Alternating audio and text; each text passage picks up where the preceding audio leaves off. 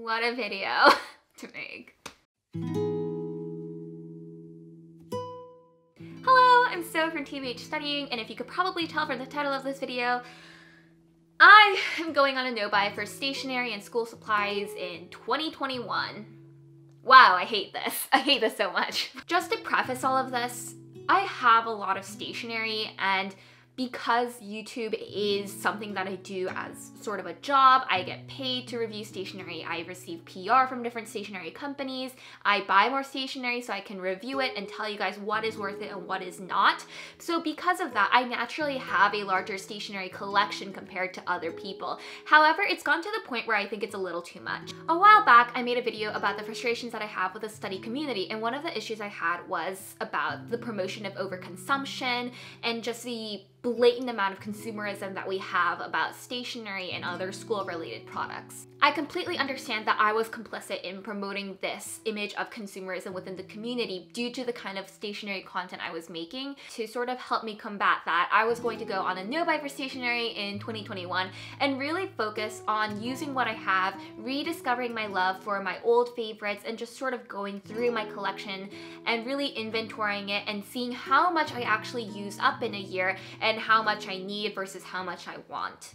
My ultimate goals with my no-buy is to generate less waste both financially and environmentally in regards to school supplies, and I also hope that this can reevaluate my buying habits and specifically like how much I will realistically use up in a year. And how I'm planning to structure my no-buy is, because my collection is so large, I'm going on a complete no-buy and I'm not buying any sort of school supplies unless I completely run out of something in my collection that I can no longer replace. For example, if I run out of all of my erasers, then I'm gonna go buy another eraser because I don't have anything else in my collection that can substitute that.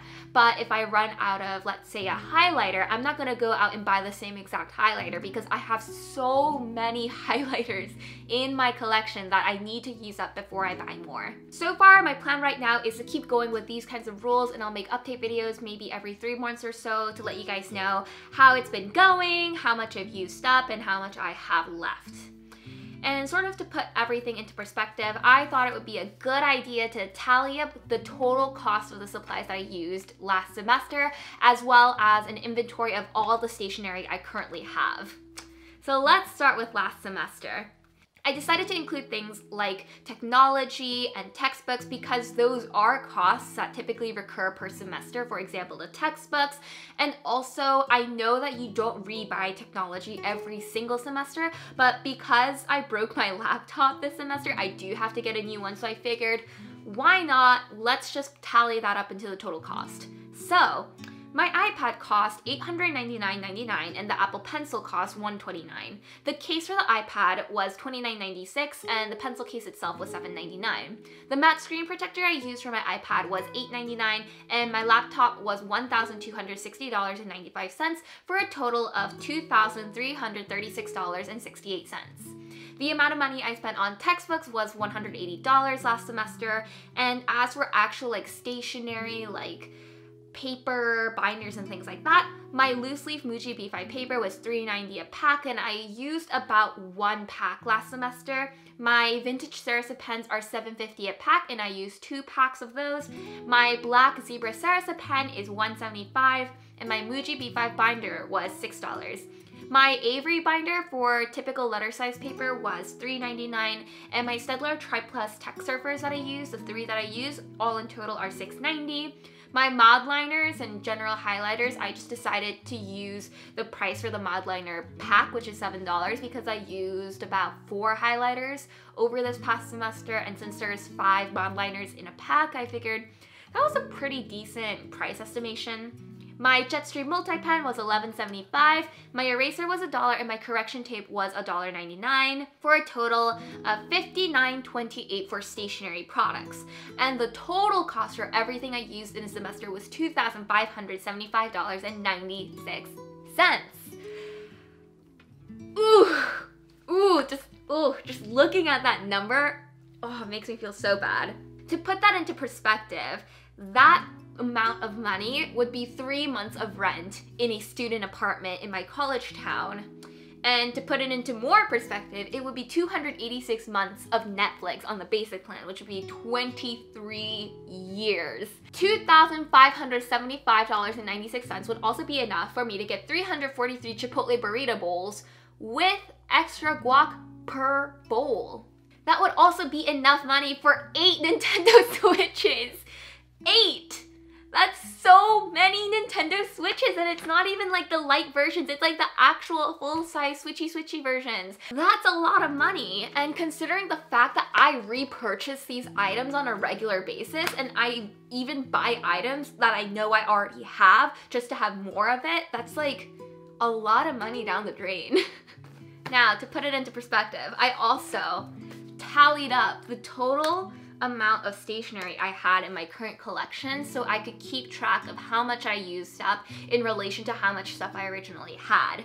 Now keep in mind, in 2020, I consistently decluttered my collection. I did a lot of charity giveaways with the items that I decluttered that were brand new or lightly used, and I think I gave away around like 8 or 9 packages worth of stationery last year.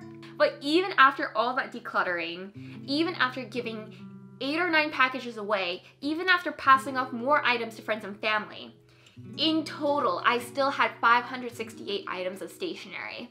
Now, I broke it down by category, so let's go through these right now. In total, I had 19 black pens, 11 colored pens, 52 brush pens, 7 pencils, 3 multi-pens, 26 highlighters, 6 correction tapes, 11 erasers, 12 containers of 0.5 pencil lead, 80 washi sheet tapes, 243 sheets of stickers, Jesus Christ, 39 notebooks, and for the notebook category, I did include loose leaf paper and thin notebooks and thick notebooks, and also just random half-empty notebooks that I still had. I just lumped them all into the same category.